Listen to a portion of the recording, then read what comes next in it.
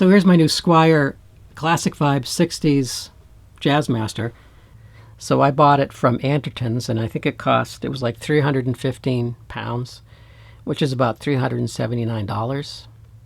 All right, which I thought was a pretty good price, plus shipping, and the shipping was not that much. Anderton's really packed it well, and they did a real basic setup, so it played really well right out of the box. So this is a limited run, or Fender Special run, I think they call it, edition of this guitar, and I think it's just like the regular Classic Vibe 60s Jazzmaster, with the exception of the color. Both the color of the body, the poplar body, and then also the pickguard. Everything else I think is the same. So it's got the regular traditional whammy bar.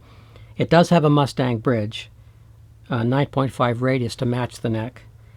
It's got Alnico pickups. It's got the basic electronics that you would expect from a Jazzmaster. It's got the rhythm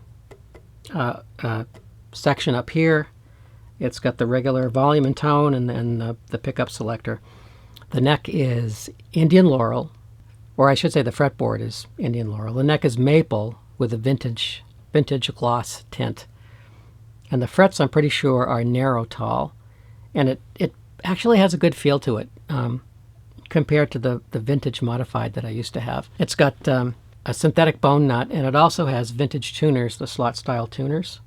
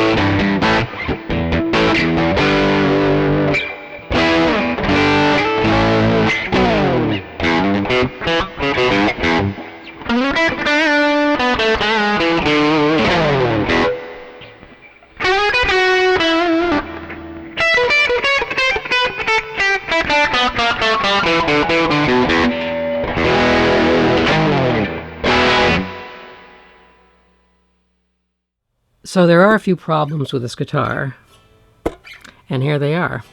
Okay, first thing that happened is that the pickup switch broke entirely inside the guitar, so I had to take the whole thing apart and put it back together. I have no idea how long it'll last. Second thing, the D, G, and E strings, sometimes they buzz when you play them open. I don't know whether it's the nut or something else. This bridge rocks. It's supposed to rock, and sometimes it rocks backwards, and it doesn't return to its original position, so the guitar goes out of tune, and this little screw right here touches the low E string, and of course that's not going to sound good.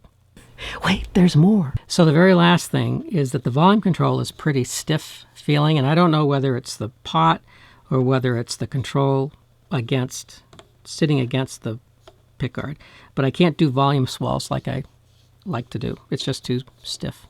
So all of these things are repairable, and so I've got a few things to do over the next week.